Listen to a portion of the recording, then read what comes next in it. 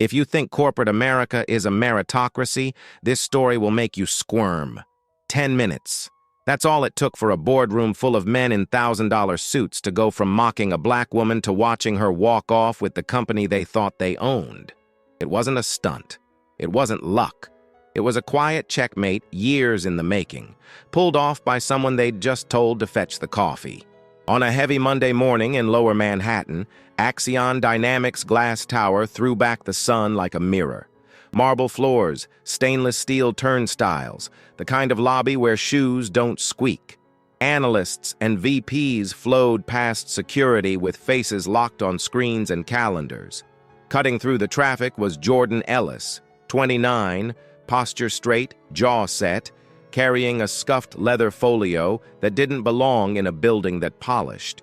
She'd saved for months to buy the navy suit she wore. It wasn't designer, but it fit like she meant it. To the receptionists and the passers-by, she was just another mid-level manager hustling to a meeting. None of them saw what was in her inbox. None of them knew the board had scheduled a private vote that morning. None of them knew the vote was about her. "Elevators to 38 Conference A," the front desk associate said without looking up. Jordan thanked her and rode the panoramic box through a spine of steel. Manhattan spread beneath her like a blueprint. Battery Park to the south, the Brooklyn Bridge slung like rope, barges cutting the Hudson. She'd grown up looking at this skyline from the far side, the bus window, the school trip ferry, promising herself that one day she'd be inside the rooms where decisions were made. Today, she was in the room. Whether they saw her that way was a different question. Conference A was a cold rectangle of glass, chrome, and a 12-seat walnut table. Through the frosted doors, she could see silhouettes talking with their hands. The interim CEO, Leonard Price, salt and pepper hair, square jaw, the kind of watch that announces itself, sat at the head with a posture that said he lived there. Around him, a ring of directors whose bios read like alumni brochures. Princeton, Yale, Stanford. Not a Southside public school kid in the bunch. Jordan squared her shoulders and walked in. Her face didn't show it, but her pulse ticked high. She'd been Axion's deputy director of finance for 3 months, brought in to help untangle a balance sheet that looked far cleaner on CNBC than in reality. In those 3 months, she had learned something important. In that room, interruptions were a currency, and she was overdrawn. She'd never finished a sentence without someone circling back to say the same thing 5 minutes later. She set her folio down, opened her laptop, and waited for a gap. She didn't get one. Leonard rapped an empty mug on the table. "Black coffee. Make it quick," he said, eyes still on his deck. A couple of men smirked without looking up. The kind of small, safe laugh people make when they're confident the joke won't cost them anything. Jordan didn't flinch. She picked up the cup. "Yes, sir," she said, neutral, and stepped out. Down the hall, the micro kitchen hummed with a single industrial machine that hissed like steam on pavement. She rinsed the mug, slid it under the spout, watched dark liquid fill the cup. It wasn't the first time someone had assumed she was support staff. It wouldn't be the last. But today, it hit different. Today, it was almost funny. She thought of her mother, Denise, who had scrubbed offices in Newark for 23 years. Up at 4:30, home after dark, splitting tips with the night crew. "Education is the only inheritance that can't be repossessed," her mother used to say, rubbing cracked hands with dollar store lotion. Jordan learned macroeconomics at a kitchen table, highlighters sliding over used textbooks, Wi-Fi borrowed from the neighbor's open network. She got a scholarship to Rutgers, interned at a community bank, slept on a friend's couch during her MPA at NYU, then clawed her way into corporate finance. Her resume looked good. Her bank account didn't. She knew the price of everything she wore and everything she didn't. She balanced the mug, breathed once, and carried it back. Inside, the conversation had heated into a familiar fog. Runway, product market fit, cash burn, macro headwinds. Numbers were flying, but not the right ones. They were about to commit to a stabilization plan that would bleed cash and jobs for 6 quarters and hand market share to their loudest competitor in Austin. Jordan set the coffee in front of Leonard. He didn't look up. No, thanks. She returned to her chair, opened her laptop, and checked the time. 9:51 a.m. Her email pinged. Subject line, board action, privileged. She clicked, read it again. The message was short, dry, and nuclear. The board's independent counsel confirmed receipt of final documents relating to the estate of Axion's late founder, Charles Whitmore, effective upon the board's formal acknowledgement, scheduled for 10 a.m. A trust created by Whitmore would transfer controlling voting rights to a designated beneficiary to be named in the council's presentation. Attached, a schedule of voting thresholds, a draft press statement held under embargo, and logistical notes for an immediate special session. Jordan exhaled slowly. Not surprise. Confirmation. The last 2 weeks had been an exercise in quiet verification. Meetings in conference rooms with no windows, chain of custody forms for DNA tests that nobody ever expects to take, a trust instrument written in that legal voice that strips drama out of life. A second email came 30 seconds later, flagged urgent. Counsel was in the building and would join at 10:06. Across the table, Leonard lifted the mug, sipped, and winced slightly. Too hot. Okay, he said, tapping the next slide. We cut the Lisbon project, we delay Phoenix, we spin out robotics to private equity, and we buy ourselves time. Questions? Jordan raised a hand. If we push Lisbon, we lose the EU subsidy that's funding 52% of the capex. Phoenix can't slip without triggering the renegotiation clause on our debt covenants, which... Not now, Ms. Ellis, Leonard said, curt. We're in decision mode. She let it go. 9:55. Her laptop screen reflected the room back at her. 10 men, 1 woman, all older, all pretending they were on top of the curve. She scrolled her own deck, the one no one had asked her to present, stress-testing liquidity under realistic demand, not rosy assumptions. Pivot Lisbon into a JV, accelerate Phoenix by pulling forward battery procurement, sunset the vanity product-draining R&D, and redirect to mid-market hardware where Axion still had brand trust. It wasn't flashy, it worked. She thought again of where she'd come from, because that's what people in rooms like this never had to think about. She remembered getting laughed at in 10th grade civics for saying she wanted to run a company one day. She remembered the teacher's kind smile, the kind that softens a no. Realistic goals matter, Jordan. She remembered stacking merch in a warehouse at 2 a.m. to pay for exam fees. She'd learned to be twice as prepared for half the credit. It wasn't bitterness, it was muscle memory. 9:57. The second hand on the wall clock clicked loud in her head.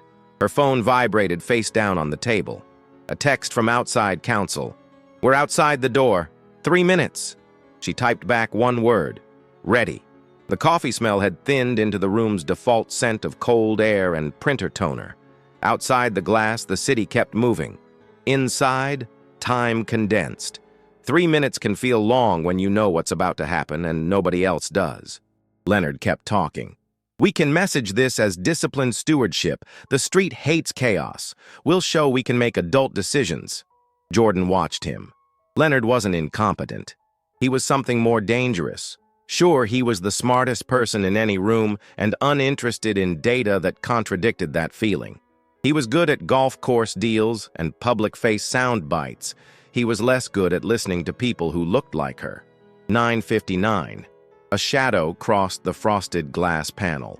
The handle moved. The door opened. 2 attorneys stepped in, one gray-haired, one younger, carrying thin binders. Behind them, the corporate secretary with a laptop and a stack of envelopes. Apologies for the interruption, the senior lawyer said, voice steady. We need 5 minutes of your time for a matter ordered by the board.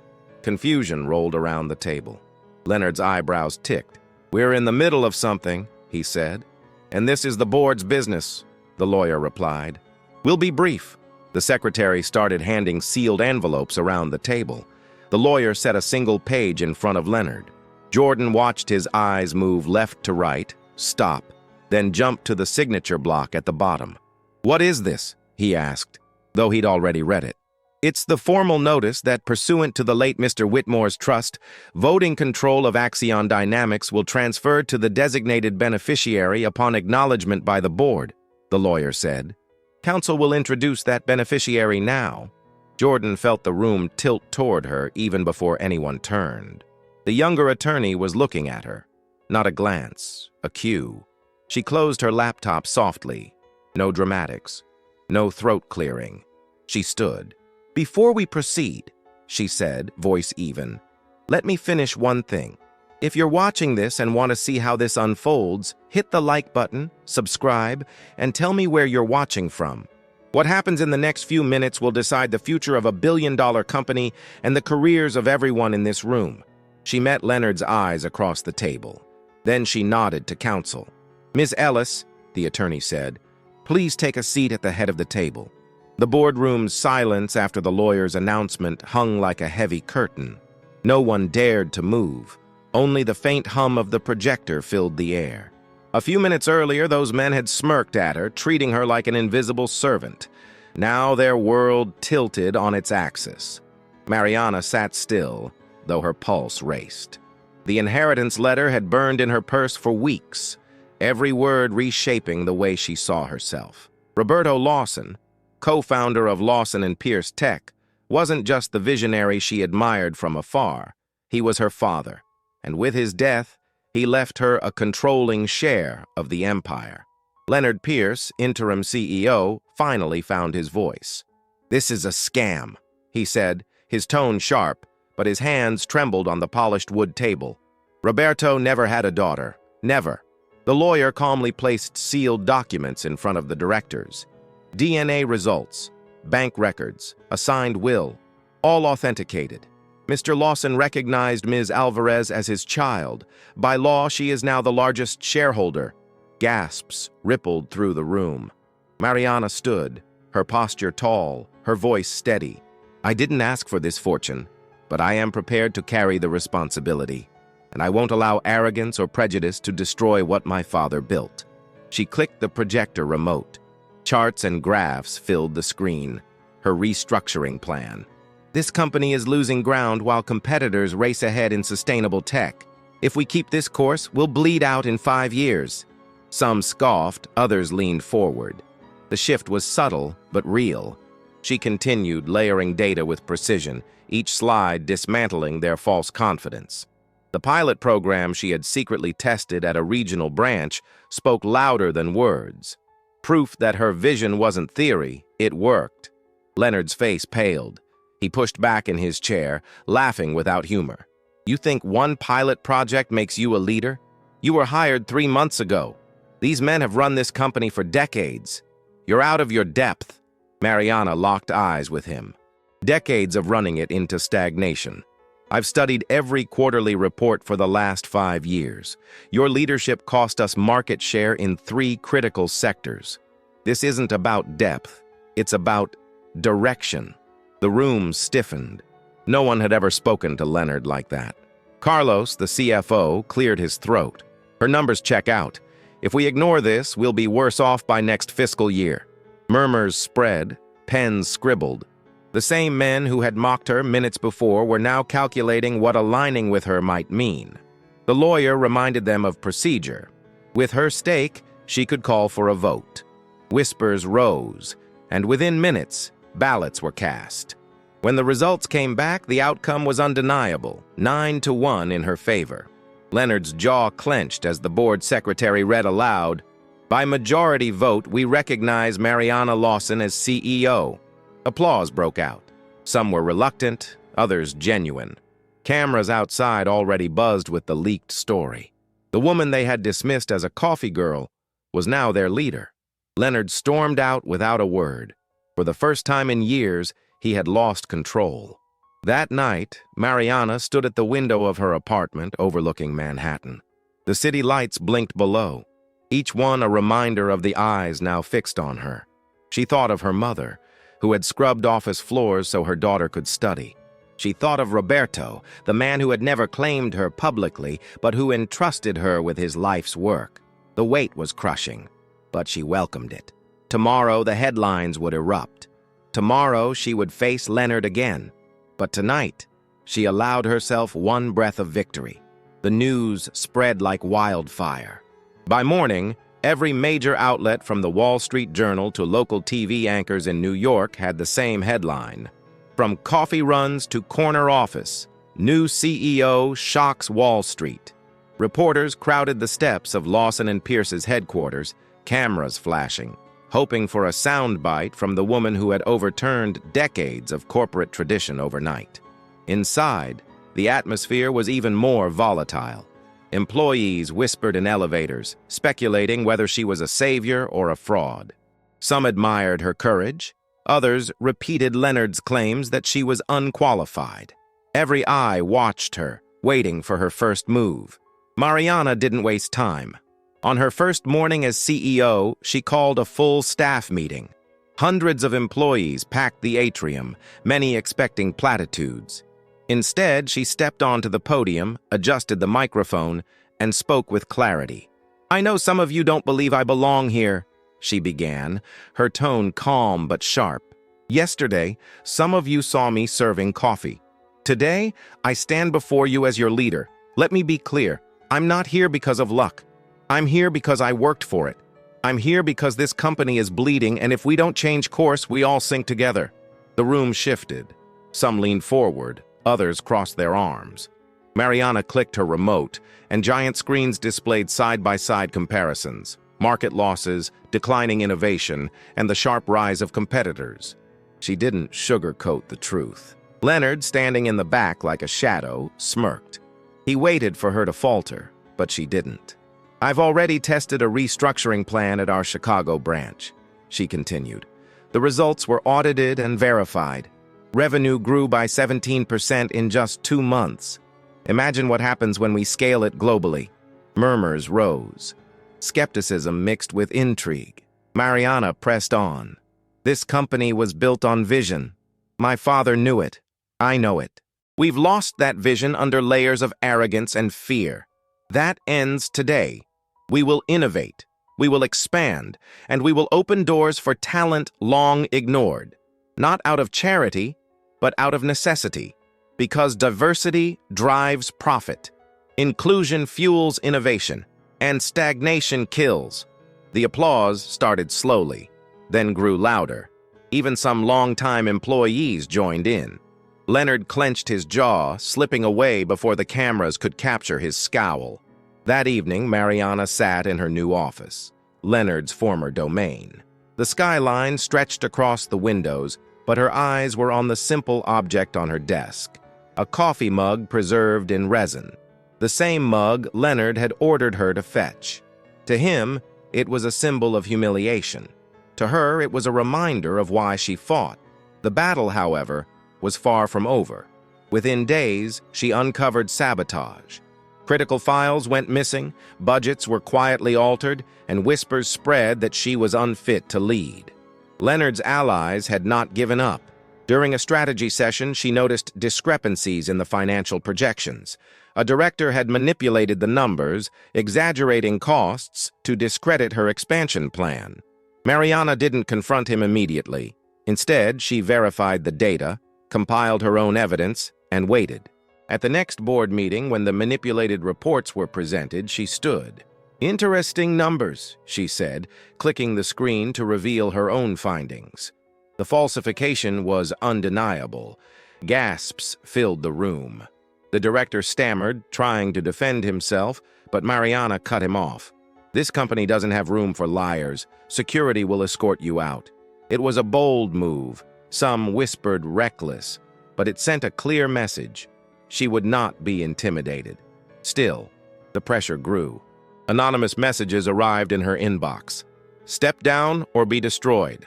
Rumors swirled in the press, fueled by Leonard's quiet network of allies. Investors called, nervous about instability. Mariana worked longer hours, often sleeping in her office. But fatigue didn't weaken her resolve. She met with potential partners, secured new contracts, and doubled down on her initiatives. When Leonard tried to rally support against her, she countered with results, numbers that no one could deny. One night, as she left the building, She saw Leonard waiting outside. His expensive suit had been replaced by something more modest, but his eyes still carried venom. "You think you've won," he said softly, "but this isn't over." Mariana looked him dead in the eye. "It's already over, Leonard. You just haven't accepted it." She walked past him, not looking back. The weeks that followed proved brutal. Every success brought more resistance, but every attack only sharpened her strategy. By the end of the quarter, the company posted record growth. Employees who once doubted her began defending her leadership. Even the press shifted, praising her as the disruptor Lawson and Pierce needed. But Mariana knew one thing: Leonard wasn't finished, and the war for control was about to reach its peak. The storm Mariana had anticipated finally broke. It came not in whispers or missing files, but in a full-scale coup attempt. Leonard and 2 remaining allies on the board had called an emergency meeting, claiming to have evidence of her gross mismanagement. The press was tipped off in advance. Reporters crowded the lobby as rumors swirled. The new CEO's reign might already be over. When Mariana arrived at headquarters that morning, the air felt heavy, electric with speculation. Employees avoided eye contact, unsure who to believe. She carried no entourage, no folder of prepared notes, just her laptop and that coffee mug in her bag, the one she refused to let go. The boardroom was tense. Leonard sat smugly at the head of the table, flanked by his allies. He gestured dramatically as she entered. "Finally," he sneered. "We were beginning to think you'd lost your courage." Mariana pulled out a chair, her expression unreadable. "Courage isn't about showing up," she said evenly. "It's about what you bring with you when you do." Leonard wasted no time. He clicked his remote, filling the screen with doctored graphs that painted Mariana as reckless. Ballooning costs, risky ventures, exaggerated forecasts. "This," he declared, "is the evidence of her incompetence. She's gambling with billions of dollars with your money." He turned to the board, voice rising. "If we let her continue, this company will collapse." Gasps and murmurs rippled around the table. For a moment, Leonard's performance seemed to sway them, but Mariana remained calm. She waited until his voice ran out of momentum, until the silence begged for her response. Then she stood. "You want to talk about evidence?" she asked quietly. She connected her laptop to the projector. The screen shifted, revealing internal emails, time-stamped documents, and audit reports. "Here's the truth. Leonard and his allies have been manipulating numbers for months. They sabotaged projects, falsified expenses, and even tried to erase entire contracts." She clicked again, showing side-by-side comparisons. The forged graphs Leonard had presented against the real data confirmed by outside auditors. Gasps turned into sharp whispers. Board members leaned forward, reading every line. "Notice the dates," Mariana said, her voice steady. "Notice who approved the transfers. Leonard, his allies. They were bleeding this company for their own gain while accusing me of mismanagement." Leonard shot to his feet, face red, shouting over her. "Lies! She faked these!" But Mariana didn't flinch. She clicked once more. A video began to play. Grainy security footage of Leonard in a late-night meeting, sliding documents across the table to one of his conspirators. His own voice was audible, damning in its arrogance. "Don't worry. By the time anyone notices, she'll be gone. Then we'll put things back the way they should be." The room froze. Leonard lunged toward the screen, as if he could erase the evidence with his bare hands. But the damage was done. One by one, the board members turned to him with disgust. Even his closest allies slumped in their chairs, silent. Mariana stepped closer, her voice cutting through the chaos. "This company doesn't belong to you, Leonard. It doesn't belong to me either. It belongs to every person who believes in building something bigger than themselves. And if anyone here still thinks leadership is about privilege, about who gets to order coffee and who doesn't, then you're part of the problem." The vote was swift. 11-0. Leonard was removed permanently, stripped of all influence. Security escorted him out as cameras captured the scene in the lobby. By evening, the footage would be everywhere. The once untouchable executive, pale and defeated, forced out by the very woman he had humiliated. For Mariana, it wasn't triumph she felt, but relief. The weight that had pressed on her shoulders since the first day finally began to lift. Yet she knew this was only the beginning. Winning the company was one thing. Leading it into a new era would be the true test. In the months that followed, Mariana rolled out her bold initiatives. The company expanded into new markets, doubled investment in sustainable technology, and launched a groundbreaking mentorship program for underrepresented communities. Profits soared, but more importantly, the culture shifted. Meetings that once silenced certain voices now thrived with new perspectives. Employees who had long felt invisible began to shine. The press hailed it as a revolution. Headlines read, "A CEO who redefined power," "The coffee that changed Wall Street," and "From outsider to icon." But for Mariana, the most meaningful feedback came in quiet messages. Emails from young women in small towns, letters from students of color who now believed they could lead too. Late one evening, alone in her office, she pulled the resin-encased coffee mug from her shelf. She turned it slowly in her hands, remembering every slight, every humiliation, every night she doubted herself. What once symbolized her invisibility had become her greatest reminder. A knock interrupted her thoughts. Carlos, the finance director who had once doubted her, now stood in the doorway. "We're ready for you," he said. "The staff is waiting." She placed the mug back on the shelf and walked out to the atrium, where hundreds of employees had gathered for the quarterly address. The applause that greeted her was thunderous, not out of obligation, but of respect. She raised her hand for silence, then spoke the words she'd carried for years. "Yesterday they told me to serve coffee. Today I serve a future. Not just mine, not just yours, but ours together." The crowd erupted again, the sound echoing through the glass towers of Wall Street. And for the first time in her life, Mariana Alves felt not just seen, but unstoppable. If this story inspired you, don't forget to like the video, subscribe to the channel, and share it so more people can discover how courage and persistence can rewrite destiny.